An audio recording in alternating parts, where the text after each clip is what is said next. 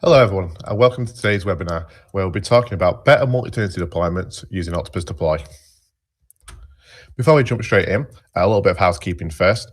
There's no need to record this webinar, as we'll be sending a link out to you by email after the last webinar has finished.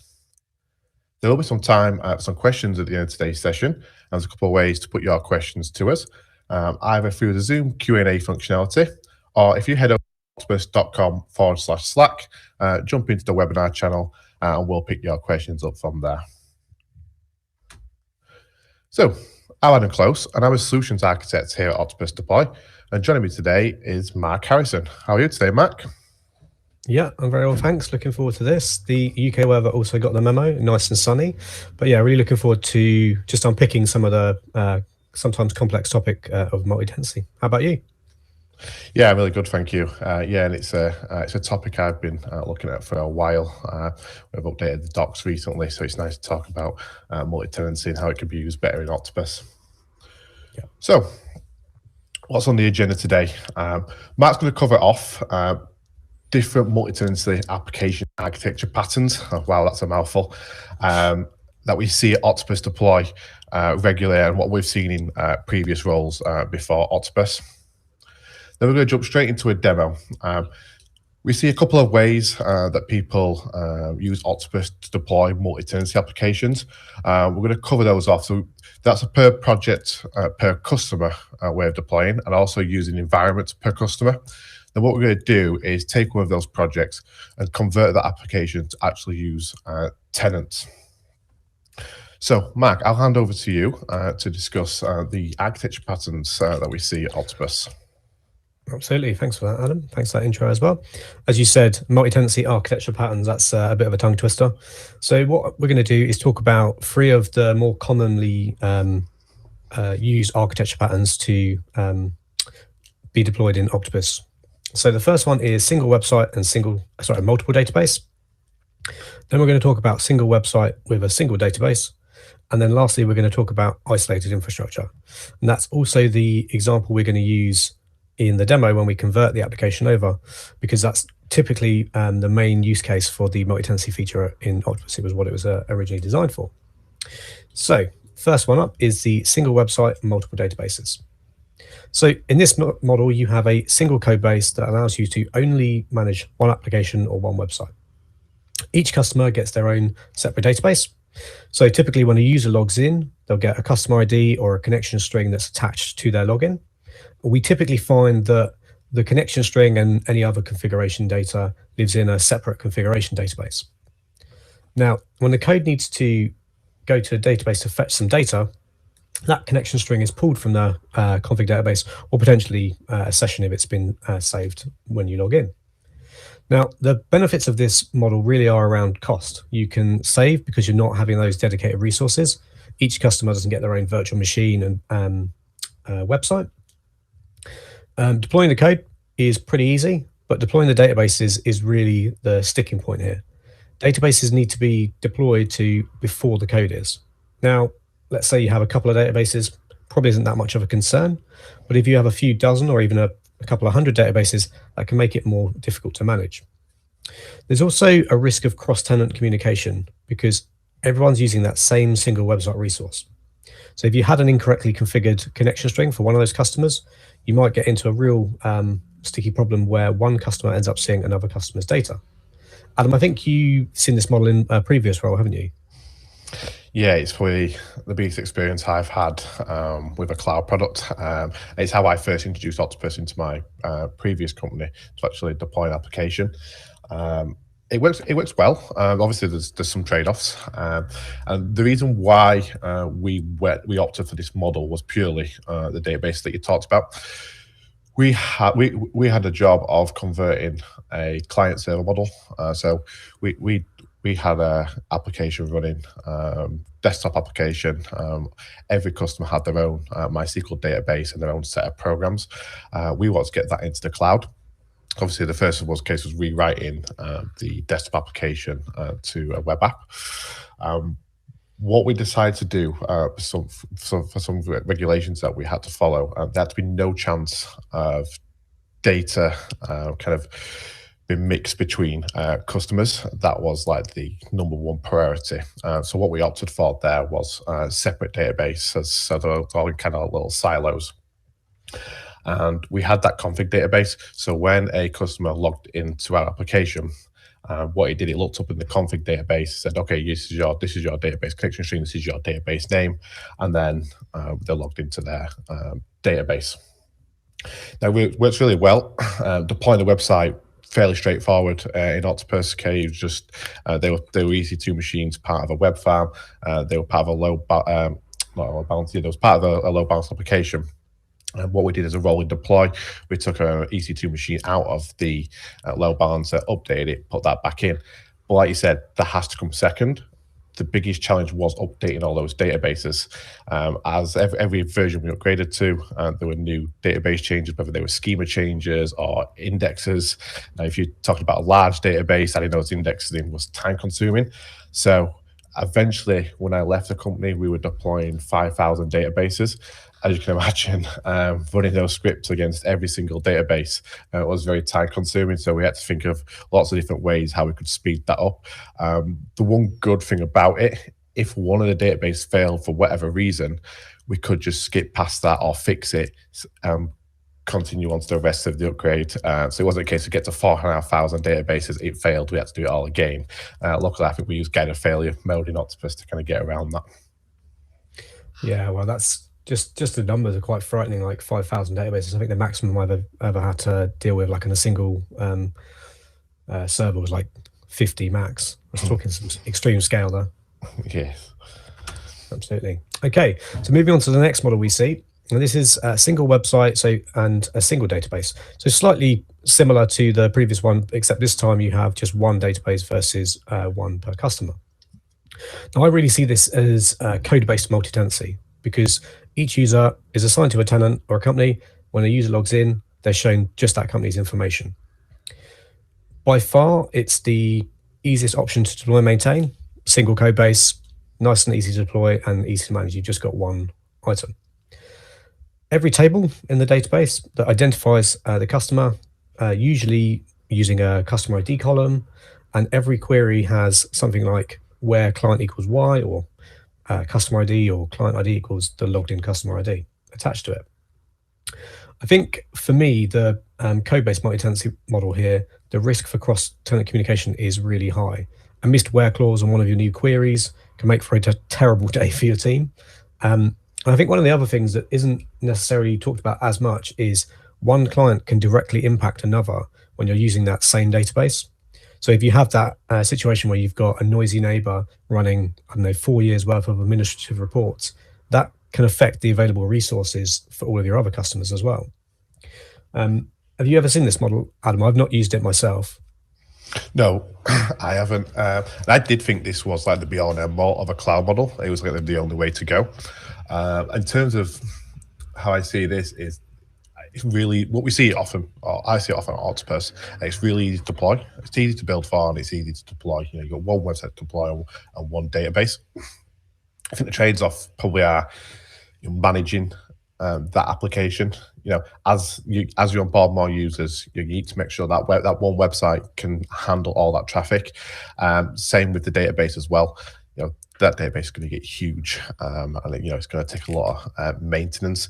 So probably the work we saw in the last one of actually upgrading the databases, they were all relatively small. The trade-off in this kind of scenario is easy to deploy, but the maintainability of that database just gets that little bit more.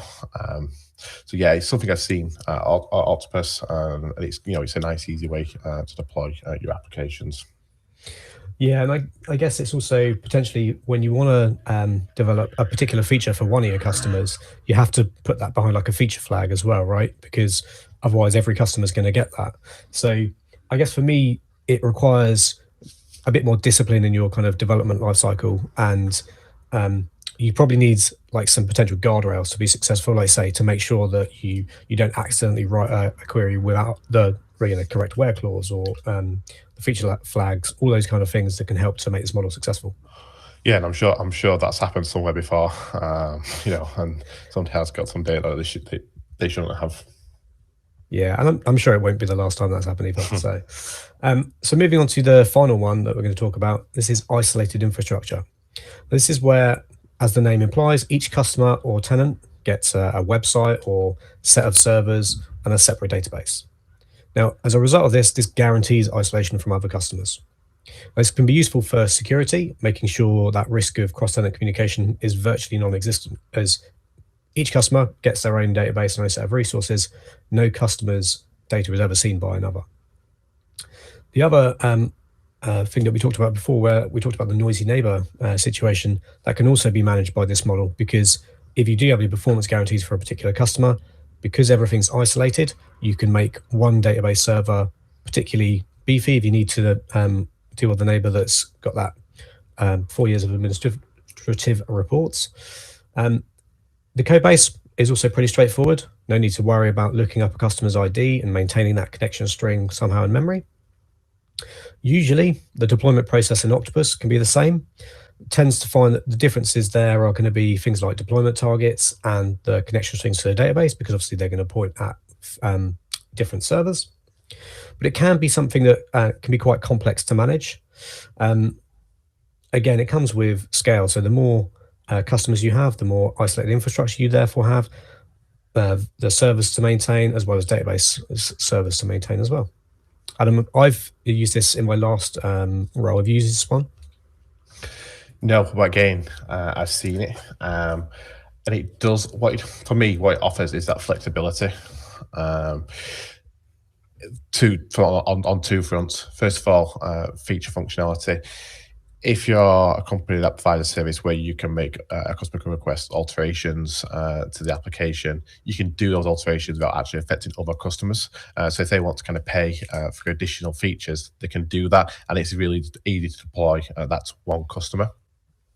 Yep. Easier to control when a new release goes to a customer. Now, we saw in the last model, you had this single database and a single website. Now you can have some kind of your slow ring, your fast ring to control who gets updates and when. But with the isolated infrastructure model, you can really hone down on when a customer wants, let's say, version 2.0.1. They can say, okay, I want that on this date, and they'll get that then, and it gives you that real control over when releases go to these customers, which is, it just offers that real flexibility.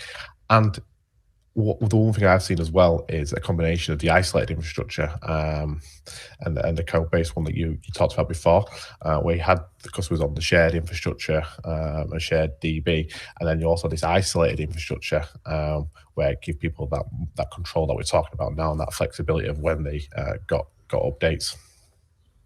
Yeah, that's exactly right. Okie dokes. So we jump in. Yeah, let's jump into a demo then. Cool. Jump into Octopus. Okie dokes. So what we're going to do next is I'm going to first talk about one of the models that we see to deploy a multi-tenancy style application, but without using the multi-tenancy feature in Octopus. Now, the first way of modeling it is this concept of using a project per customer. And when you look at the dashboard here, you can see vet clinic per project. We've got Capital Animal Hospital, Companion Care, and Pet Health Center at the bottom there, all as separate projects. This is quite nice to see from a dashboard perspective, Adam, because you can see dev, test, staging, and production. You know which version has been deployed to which customer in which environment. So from an overview perspective, it's really good. This is actually pretty similar to the way we model projects at my last company. So what we had there was each customer would have their own project, but they'd also have a project for a specific release. So you'd have like, in this example, Capital Animal version 5, and when they get to the next major release, they'd have Capital Animal v6. So if you go into the Capital Animal project deployment process, Adam, each customer would have their own project, and the deployment process was fully customizable for that customer. Like you said earlier with that isolated infrastructure model, if a customer wanted to pay for a particular piece of software development, we would do that for them. It would be reflected in the deployment process, not going to affect any other customer. It's going to get deployed just to their database and no one else's. And what we tend to have is we'd have a deployment process really kind of mixed up of two parts. One is this kind of like core elements that our change control team said, we had to send a notification like you see here. We send a Slack message. Then we had a manual intervention step where the release team need to make sure that it should be good to go. And then in the middle, usually towards the end, we'd have something like we have here on step 5, where we've got this custom branding. And this is like I was describing a second ago, where you have situations where a customer will pay for a specific software feature. You can add it in, and it's tailored specifically to them. So every time you don't want to onboard a new customer, we'd add a new set of deployment targets with roles that were specific to that project. And we actually ended up putting the customer identifier in with the role as well. This would allow us to make sure that one customer's targets didn't get the software run others. If you just switch over to the variables, Adam, as you can see here, we've got 3 variables: a database connection URL, database name, and a server name for the database as well. And they look relatively clean. They've been scoped to fairly standard environment names. But the one thing that we found with this model was there was a lot of duplication across projects. You'd have the same variables, but with different values. You'd have parts of the deployment process that were the same across all of those projects for each of those customers. And we really found actually creating this project structure was actually pretty easy. We used the REST API, and we actually built a software package to help us maintain that. But what we didn't do a great job of was, once we'd finished deploying version 5 for Capital Annual, and we were going to move to version 6, was cleaning up after ourselves. So we ended up finding that we had a whole range of projects for these customers that were never cleaned up. So for me, we didn't do a good job of cleaning up old projects. And I think we really started to feel the kind of pain from that, like the scale of the number of projects we needed to create. We were fortunate in some respects that we had a monolithic application. So the deployment process actually had like almost 100 steps. And then what we would do is those projects, if you have a microservice style architecture, you'd need to create a project per customer for each of those microservices. So again, that kind of like doesn't scale particularly well. Have you experienced any other issues with this model, Adam? No. A couple of questions for you in terms of how you used to manage some of these, some of the pitfalls of this. Just going back into the deployment process, what we can see is, we always see this at Octopus. We have these like boilerplate steps that are in every project. Send a Slack notification to say the deployment's starting, have a manual approval, and then jump down and have some messages, to say the deployment's done or it's failed. If you had to add a new, this probably goes the same for variables as well. If you had to add a new boilerplate step in there, I don't know, an additional notification step, is that a case of going through and adding that to every single project? I imagine you could use the API, but you've got that additional overhead. And like I said, I suppose it's the same for variables as well. You need to add a new common variable across all the projects. So if the application's got a new app setting, it's a case of going in and adding that into every single project. I can imagine that was a pain to manage. Yeah, absolutely. So there are a couple of items there. So we typically there was a situation where we had to add in a check that would go and actually query Jira for whether or not a change control ticket had been approved to go to UAT or production for us. And that wasn't in any of our projects, so we had to add it. And I think at the time we had like 60 or 70 projects. So, as you said, you could manually come in and create them all, make sure all the variables line up to make sure that you've got the right URL to go to Jira, all those other bits. And it's all manual, right? It's all prone to human error. We did use the API, and we did get some success with that. But it's intricate, right? You have to know exactly the calls to make. You have to know exactly what you're doing. For variables, we ended up doing most of them manually. And the obvious feature that we could use in Octopus to kind of manage variables slightly better was we could use library variable sets. But because those variables aren't actually common, they really are specific to that project, because we also had version specific variables as well. So we needed to make sure that those variables would be there for each version, no matter what they are. So we'd end up having a variable set per project, which kind of goes against the point of having that variable set. So we end up just sticking with project variables. And I think for us, it was more better the devil you know. Like we were just, although it wasn't optimal for us, it did work. We deployed our software and it worked successfully. So it comes down to scale, really. It comes down to how many projects you have, what your deployment process looks like. This is a deployment process here which has 7 steps. We had, upwards of between 100 to 120 steps per customer. But I think that's one of the other downsides to this model as well, is there's no consistency. You don't get consistency between these deployment processes because they can vary wildly. And that's where making those processes using the API are quite difficult, because you don't know that all of the steps aren't going to be consistent. Yeah, and like I said, I imagine I kind of focus on the cons there, but there is some, like I said, there's some benefits to this. You know exactly which customer's on which version. You've got a simple life cycle. You've got a simple environment set up. So there is some real process, and it is that isolated infrastructure as well. Yes. So if you change the deployment process to Capital Animal, you're only going to break, if it does break Capital Animal Hospital. It's not going to affect the rest of the customers. So that kind of leads on to, let's say, a different take on deploying the same model, but rather than using projects, what I do is jump back into the dashboard and look at the vet clinic.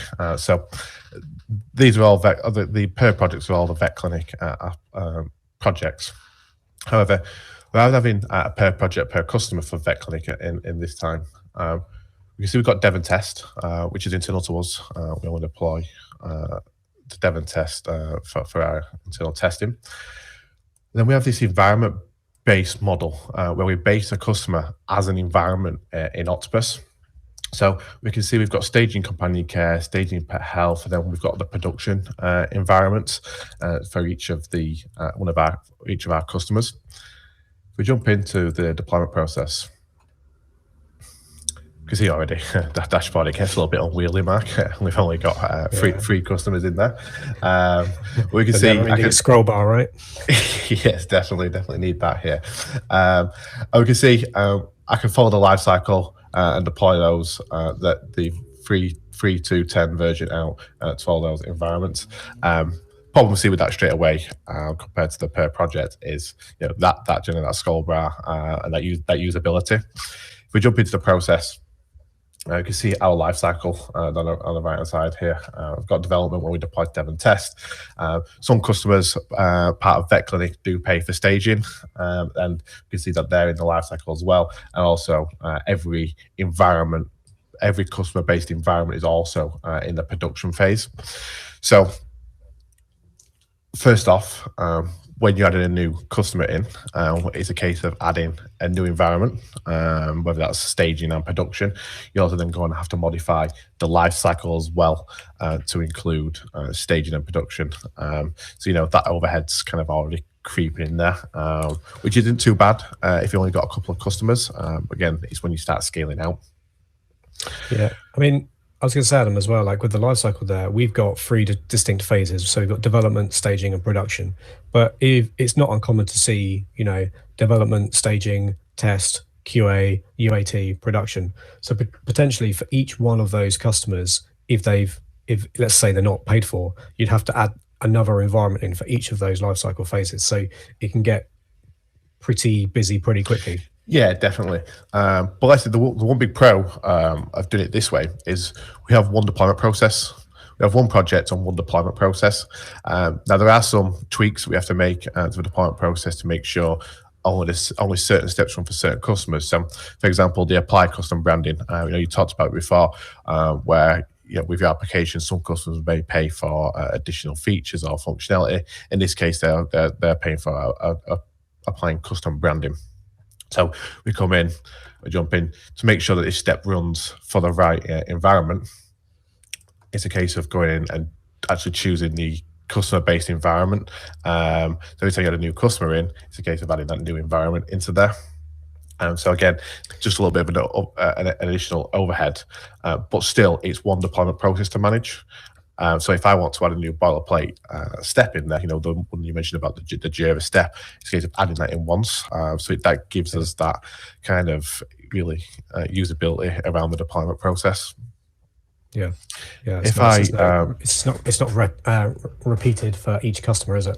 No. So let's jump into variables, where it does slightly differ from the per project one, Mark. So we have 3 variables for this project now. So I would consider that quite small. We have the connection URL, database name, and server name. what I have to do is add a value for each of the environment and customer for each of the variables. So what we'll do is add a connection URL in, and then scope that to the environment, production, and the customer. Again, this works. It works for a small set of customers, but as you start adding more variables into here, it can get very unwieldy quickly. Now, we're going to convert this in just a second, and I'm going to have to pull some of these variables out. I know it's going to take me a while to make sure I pick up the right value, because the variable screen is great, but when you start adding in, hundreds of variables, values for one variable, it becomes difficult to manage. Yeah, I imagine the biggest issue you have here is making sure that you've got the right value for a start, but also you've scoped it to the right environment. Because yes, if you don't, what you end up having is you go and do a deployment, and you're only going to find out at the deployment time that your connection string is incorrect, or that you've missed a variable completely, because you forgot to add that environment in. Exactly. Yeah, you kind of just nailed that there. If we do add a new customer in, we add the new environment, we associate that to a deployment target, and then we add that to the life cycle. There's nothing really stopping us missing the variables. So you'd only find that out at the deployment time, which is pretty much too late. Easy to fix because it is isolated infrastructure. We can just go and add it in, but there's no guardrails there to kind of say, you need to make sure you put this variable in when you add a new customer. It comes back down to that kind of checklist sheet again. You got that Word document. If you've got a new customer, go into Octopus, make sure you've added the environment, the life cycle, and the variables. You kind of want to get out of that. I thought you were going to talk about the Word document I used for deploying before I had Octopus. I was like, oh no, not that thing again. Oh yes, no, they definitely got out of hand and outdated quickly. What I'll do is before we jump in and convert that, I'll quickly show you the infrastructure. So go to polling targets. So every customer gets their own polling tentacle. We jump in, and in this case, what we're doing there is they have the same target role, which is great as well. But what we have to do is they associate that to the deployment target with the environment that's been created for that specific customer as well. Yeah, that's nice actually. That's the benefit of the target roles there. Is in my last one where you did project per customer, we ended up actually having to put the client code in to make sure that those targets didn't get deployed to, because we had no way of differentiating them. So yeah, makes sense. Cool. Right, what we're going to do now, we're going to kind of take the existing vet clinic application and convert this over to use tenants in Octopus Deploy. So we've talked about some of the pitfalls there with, scale, there's no guardrails in terms of variables. I want to show how we can fix that with tenants. So what I'm going to do first is just going to clone this vet clinic application.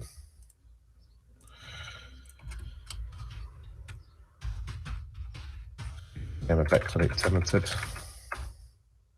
Save. So what I do is come down and jump to settings and just make sure we can actually deploy to tenants in this application. Now, Mark, we get a couple of options there. We get disable tenant deployments, allow deployments with and without a tenant, and then require a tenant. Do you know why you'd have deployments with and without tenants? Yes, it's a question we get quite often. So this toggle really is there for allowing the multi-tenancy feature to be opt-in for a project. So as you can see, the default there is to be disabled. So when multi-tenancy was added in, I think it was Octopus 3.4, showing my age now, what you had was the ability to turn it on or off. So if you weren't ever using multi-tenancy, like I wasn't in my last role, everything would carry on as normal. We made this feature opt-in. So the second one is allowing deployments with or without a tenant. So there's two main use cases I could see where you might want to use this. The first one is if you imagine you have a website where you're selling your own goods, and then you see an opportunity to white label your website and brand it for another customer, but essentially under the hood, it's still the same technology, the same site, right? What you might do is you might allow deployments with or without a tenant. So your tenant in this situation would be the customer that you've white labeled, but the untenanted deployment would be your own website that you're still deploying, right? Yeah. The second use case for deploying with or without a tenant is migration. So just like you're about to do when you're converting these customers over, if you want to do it piecemeal, so you want to do it part at a time, this allows you, in our example, to, let's say you did Capital Animal first. That could be a tenant. And then companion care could still go untenanted, but go to those customer environments. So it allows you mixed mode, if you like. And then the final one, require a tenant, would be where you've done all your migration and now you just want to do tenants to model your deployments. Yeah, I suppose we could use the kind of hybrid for dev and test, but we're actually going to model dev and test as a tenant, as an internal tenant. And we'll talk about that and why in just a second. So I'm going to enable acquire tenant for all deployments and just hit save. And then also what I'm going to do is jump into the deployment process. So we can see we've still got this lifecycle here. We have created another lifecycle for this tenant before we start this webinar. So you didn't want to see me creating all of the different phases of a lifecycle. So I'm going to change that. I'm going to change that to VetClinic tenanted. We can see here we've gone back down to the simple lifecycle phases of development, test, staging is optional for some customers, and then to production. So already, because we're going to get rid of that environment-based lifecycle. Hit save on that.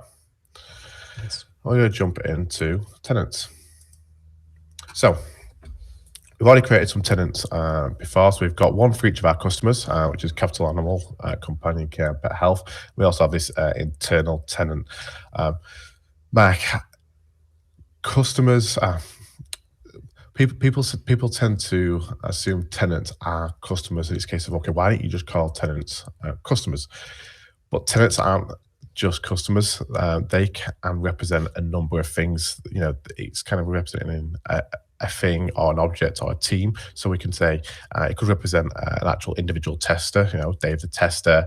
It could be a team that you're deploying to, or it can be a customer. It doesn't just have to be just customer focused. No, I think it's one of the most common misconceptions of the multi-tenancy feature. And although we talk about in our documentation and to customers that, you know, it can be modeled for a multi-tenant SaaS application, it doesn't have to be the case. And we have, you know, many customers using tenants, some for regions. So you might have a geographical data center in a particular region that you want to model as a tenant, or you might have, as you said, like users or teams. So I think you said like you have a developer that wants to develop in isolation and you can allow them only to deploy to development. And in the same way, you might have a tester that you want to have in exactly the same way. They can have isolated or shared infrastructure with tenants, and they can deploy out whichever branch of code they're testing in complete isolation, knowing that they're not going to impact another user or tester. Yeah, and the reason why we're going to use internal today, we're going to use internal to actually deploy dev and test, and it's essentially we're going to create some variable templates for our tenants. And rather than having variable naming conventions for customers and then some different naming conventions for internal, we're going to use a tenant so we can keep the variable naming conventions the same. That'll make a little bit more sense when we create the project templates, the project variable templates. So what I'm going to do is jump into Capital Animal Hospital. So we already created this tenant. And what we need to do first, connect this up to our new project, so VetClinic tenanted. This is where we have to link this now to our environment. Capital Animal Hospital, I only have production. They don't have a staging environment. So I was going to go ahead and just link that up to production. I always think of the project connection as like a choice and a recipe, right? So like, you know, the environments you get to see in that project when you're connecting it is based on the life cycle that you switch to, that VetClinic tenanted one. So development, test, staging, or production. But Capital Animal, they don't pay for staging, so therefore they only get production. So it's like a subset of those environments from that life cycle. Yeah, it is. So we're still going to force a life cycle of a version, or at least go into dev and test. But then we obviously don't have to deploy the staging because Capital Animal Hospital is not actually linked to staging. So yeah, but it still follows the guardrails of the life cycle, but then gives us that kind of flexibility of which environments they can actually deploy to. Nice. So what I'll do, I'm just going to jump back and just link that companion care. They have staging and production. So go on, add that connection. I'm going to do the same for Pet Health Center. And they have staging and production as well. And lastly, go to internal. So internal, again, is going to be our internal tenant for deploying to dev and test. So I'll connect that up to dev and test. Cool, so we got all those now filled out. So what I'm going to do is jump back into the project. And the first thing we're going to take a look at to try and improve is our variables mark. Cool. So I mentioned before, we looked at the screen, we've got all these variables, how do we scope these to tenants? What we're going to use, I was going to just open up a new tab for now. We're going to use project templates. I'm not sure if you've used project templates before, Mark, but they are extremely useful. Yeah, so in my previous role, I hadn't ever used them. Like I say, more of the fear of the unknown using tenants as a feature. But since starting Octopus, I have. The two main benefits I find with the project templates here is, first one is they're just treated like regular variables. So when you look at using one of these variables in your deployment process, it uses the same octostash variable substitution syntax we're used to. So there's no real change there. The other one, which is for me one of the more powerful aspects to this project variable templates, which you'll come on to showing just how easy this is once you've created a template and you're using those variables, those values that are created and added to a tenant don't get snapshotted as part of a release. So coming back to that whole kind of onboarding faff that we have to do when we're onboarding a new customer in any other type of model, not using tenants, what you end up doing is you create the new tenant, you provide the values for your project template, and you're good to go. No need to create a new release. You just take an existing one and deploy it out. Yeah, exactly. What I'll do, I'll create the first template so I can walk people through this. So again, this is the template. We're not filling in the variable values here for each tenant. That's actually done in the tenant. So all the manageability of these variables goes over to the tenant rather than the deployment process, which is key for scale and manageability. So all I do is just take the project database connection URL, a variable name, got a nice name, connection, well, a control type, it's going to be a single line text box, so you can kind of force, again, additional guardrails on what you need to fill in for this variable type, and you get all the options that you get in the step template manager screen, Mark, when you create a new step template. It's for the parameters, isn't it? That's same control. Yeah. What we'll do is we'll add two more templates in, and what I'm going to do, I'm going to use the same naming convention as my project. So these are all using my project. So rather than having to rename all my deployment process to use a different variable name for the template, I'm just going to use the same name. Nice label, name, control type. And do the last one. So yeah, there's not too many to do, so you don't want to see me filling in variable templates all afternoon. MySQL server name. These will make a little bit more sense when we look at a tenant in just a second. So these are project variable templates that need to be filled in for our project deployment process to work whenever we deploy to a tenant. So I go and hit save and jump back up into tenants. You can see now I've got this exclamation mark. The reason why I've got this exclamation mark on each tenant is because there's project variable templates for the projects that we haven't filled in yet for this tenant. Again, guardrails to say, hey, you need to fill in these variables before you deploy to this customer. Go to Capital Arnhem Hospital, jump to variables. What we can see now, those variable templates I've just created in the project are now available in the tenant. And we can see there I've got to fill these in for the production variables. So it's a little bit like that scoping where we talked about where you have to scope a value to an environment. This way, it's all managed through each tenant. It kind of gives you the isolation and just that little bit easier to manage. And again, the guardrails are here because it's forcing us to put in these variable values, so there's no chance they can be missed before deployment. So what I do is where I talked about before, I need to get some of these values. So I need Capital Arnhem Hospital connection string. So I'll just take a copy of that. And then also I'll get the database name. And also the MySQL server name. And save. A quick refresh. Cool. You can see that now they're filled in. And again, if somebody asks me, okay, Adam, can you jump in and change the MySQL server that Capital Arnhem Hospital is, connecting to. It's a case of coming into the tenants, searching for the tenant, and just updating the variable in here, rather than going into this screen and having to potentially break one of the scopes or update the wrong value. It's nice and clean in here. So I'm not going to fill those variables in for the rest of the tenants. We're just going to run a script off screen to actually update the rest of the tenants with their correct values. And it's good to mention, part of, if you do go ahead and you want to migrate one of your projects to tenants, you can use the API to kind of make that transition a little bit easier. We do have some sample scripts to help with that, don't we, Matt?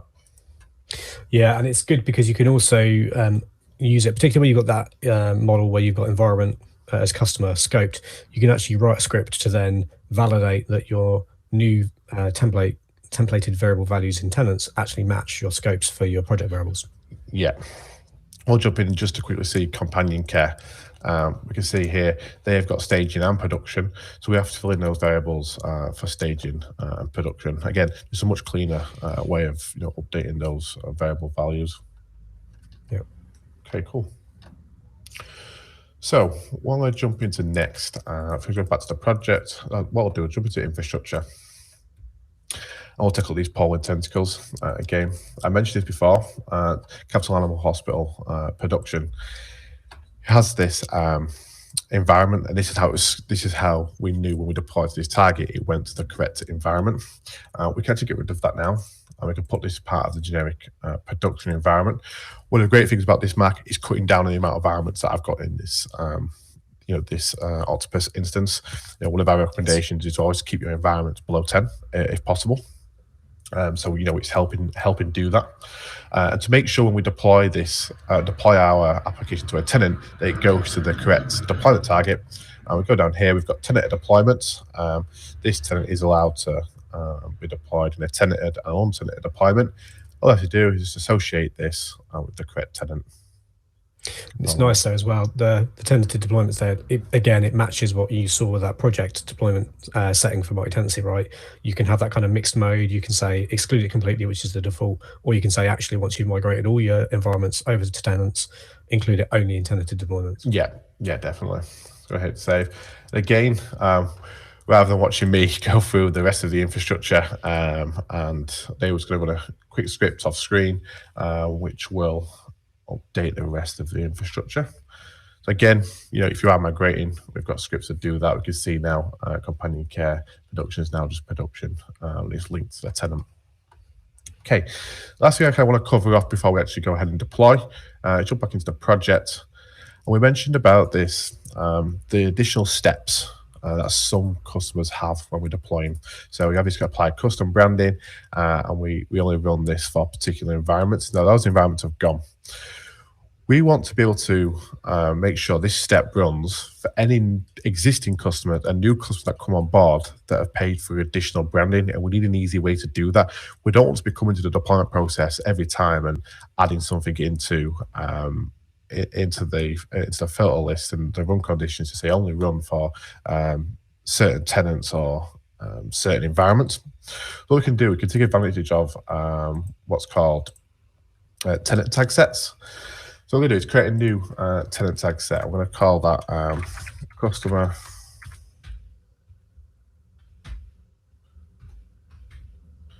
my spelling is terrible. Because it is, look at that one.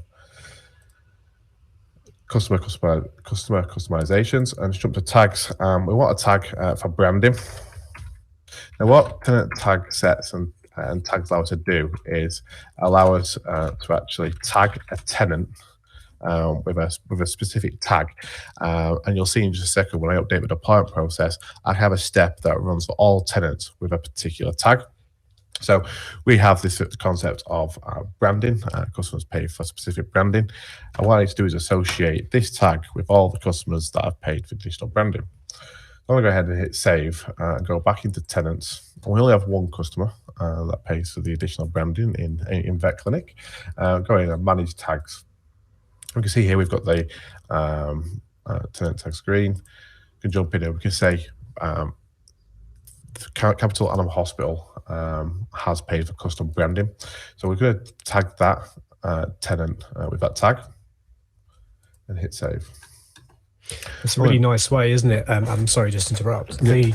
The tenant tag there is really powerful because, as you said, you're able to add new tenants and add them to have that branding tag or any other tag for that matter. And you can just, you don't no need to change the deployment process. It already applies to that tenant when you go to do deployments. Yeah, and we'll see that in just a second with how we'll change the deployment process. The idea behind this and the variables is any kind of configuration that you need to do per customer is done in the tenant. So if you need to apply additional features or variables, you can do all this through the tenant screen, and it's managed through there, and it's not managed through changing the deployment process or changing the variables in the deployment process. It's all done through the tenant screen. So we're actually saying, okay, there's less to kind of fill out in terms of variables. We're not cutting down the amount of variables you need. We're just kind of putting up guardrails in place and making it more usable and maintainable. Yeah. So go jump to the deployment process back in there. What we're going to do is just change this step to get rid of the environment. So it's not going to run for specific environments this time. To run for any environment, we get this nice option of the tenant tags. So we're going to say that this runs for any tenants that have got the branding tag. So again, we never have to come in and change that deployment process again. It's all done through the tenant. And hit save. And again, those tenants can be scripted. New customer comes on board. Okay, did they have branding? Did they have staging? Here's the script, and it's up and running without changing the project. So cool. That's everything kind of migrated over. What we'll do is we'll jump up and we'll create at least see what this looks like when we're actually deploying. So I'll just deploy this out. The first file we're going to go to is development. So again, we've got these guardrails still. It has to go to development first, then test. So it's already picked the internal tenant for us. I'm going to hit deploy. Hopefully I haven't used too big a package as this takes a while, Mark. Fingers crossed. So you can see, first of all, for development and test, it's not going to run the custom branding step. As you can see that there. What we'll do is we'll jump out to the overview screen to see kind of what it looks like in there. So again, this was all about the view that we get when we deploy into these customers as well. So, can we tell which versions are where? You can see we've got 0 to 0, 1 deploying to internal. One of the options that you do have when we're going to either staging or production, which is great, rather than having to deploy this out to every customer, we do get the deploy all button as well. So once you're ready for this to go to all customers in production, you kind of hit deploy all and it'll go. So we'll apply that to test.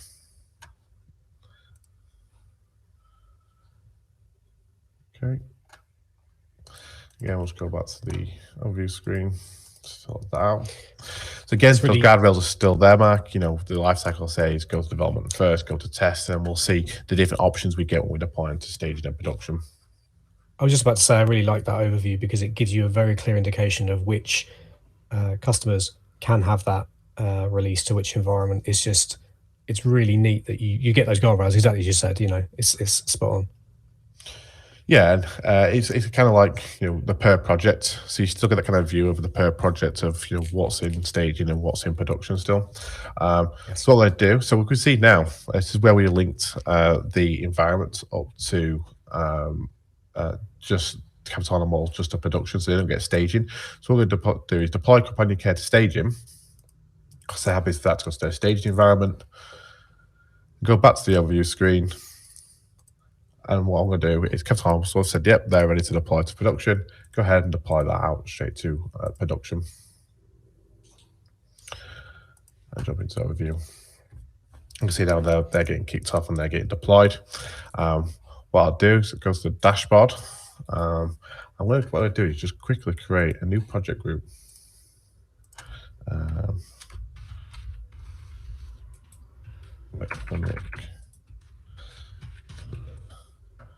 Save. Oh, well, it exists. That's fine. What I'll do is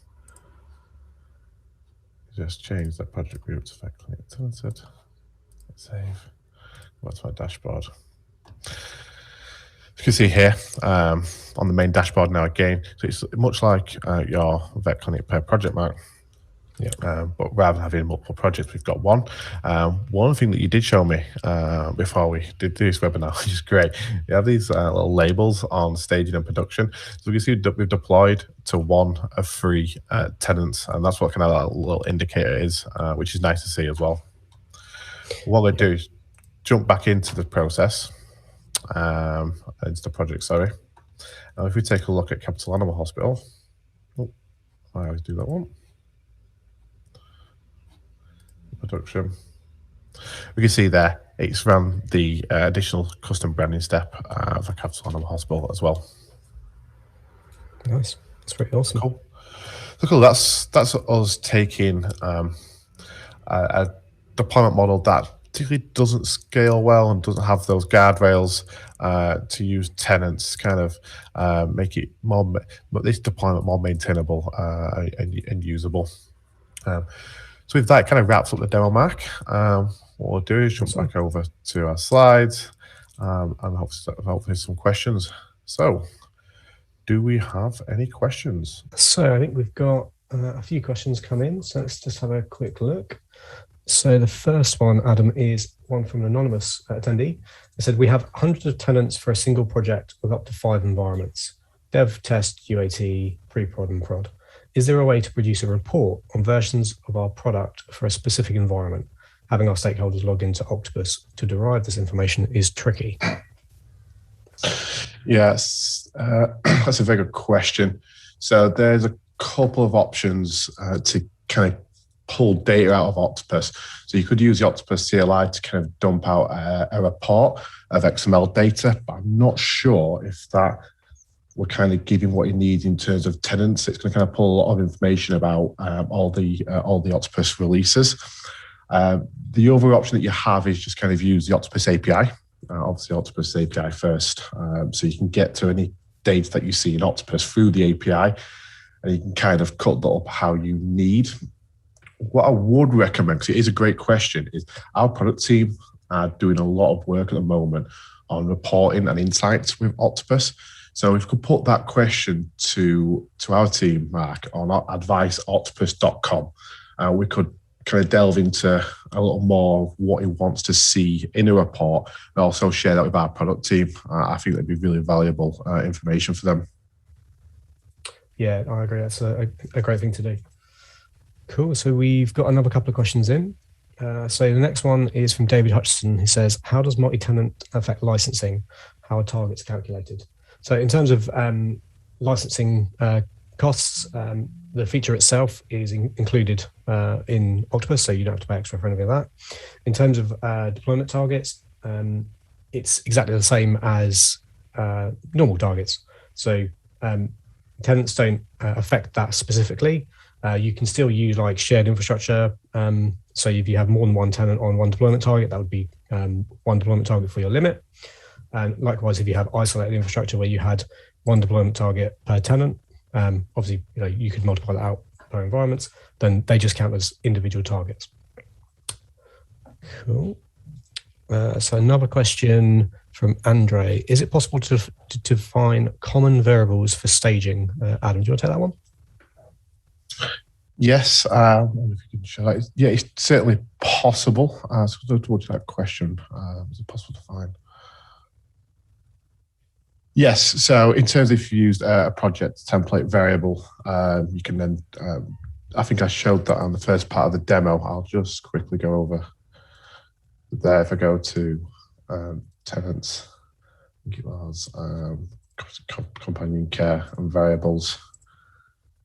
So there we had the staging variables because it was linked to both staging and production, and we've got those production variables as well. I think that answers the question, Mark. Yeah. Let me see. So we've got one which says we have a number of clients who provide their own hosting on their own infrastructure, which we need to access via a VPN. Do you have any suggestions on how to integrate a VPN connection into the tenant deployments? I think that's probably one that we'll take offline. So Jared, if you wouldn't mind dropping an email to us at advice@octopus.com, and then we can give you some suggestions on that one. Awesome. Let's see. We've got another one over here. Can you manage SSL certificates for different tenants? Yes, you can. Adam, would you mind going to the library for us for a sec? If you go to certificates, that's it. And so we created one here earlier, and this is just for our vet clinic internal tenant that we talked about. So this is just a self-signed one, so for demo purposes only. But in exactly the same way that you can associate tenants with deployment targets, you can do exactly the same under the restriction section here. So you can have two things in play here. One is the tenant association with the certificate themselves. And the second one is you can also use different certificate variables as part of those project templates that Adam showed earlier. And therefore you can have different certificates specific to your tenants, both in different environments as well. Yeah, it's also worth noting you can set up a subscription for that as well, can't you, Mark? So if the certificate was ever to expire, or it's going to expire in a number of days, you can set up some kind of warning to notify yourself that it's going to expire, so you don't find out on the day. Yeah, absolutely. I've got one other question over here as well, Adam, for you. What was the purpose of the internal tenant again? Yeah, that's a really great question. And the reason why I chose to use that is so I didn't have untenanted and a tenanted deployment. You can use either. And the reason I did it was just to kind of keep all my variable naming conventions the same for dev and test, and put those guardrails in place of dev and test environments, as well as my customer tenants as well. But we could have used an untenanted deployment for dev and test. It works pretty much the same. I just have to add some variables into my project variables rather than my project template variables. Cool. Okay, I think that's probably all of the questions we have time for now, Adam. For anyone that we didn't get to answer your questions, if you drop us an email at advice@octopus.com, and we will be happy to answer them for you. Well, thank you, Mark. I kind of wrap this up then. So just a few resources before we finish today. If you have got a problem with your Octopus instance or having trouble, get in touch with our support team at support@octopus.com. If you get any licensing queries, go to sales@octopus.com. And if you ever have a question of, you haven't got a problem with Octopus, but you want to know how to do something or get the best practices, email the advice@octopus.com team. That's a team myself and Mark working, and we'll be happy to help you there. And then last couple, while we were building this webinar, we also made a lot of changes to our docs. So if you head over to octopus.com/docs/tenants, you'll find a number of new guides in there, and one kind of relating to the one we've just done on this presentation today. And lastly, if you want to be kept up to date with all our webinars, if you can go to youtube.com/Octopus Deploy and just go on there and click subscribe, you'll be notified of any new videos that we release. So thank you very much for joining us today, and thank you, Mike, for joining me. It was a great webinar. In terms of things coming up, we're having a break from webinars in August. Basically, we're all hands on deck with configuration as code, which we'll be doing something with that in September 2021, and the details of that will be coming soon. Thank you very much, everybody. Have a great day.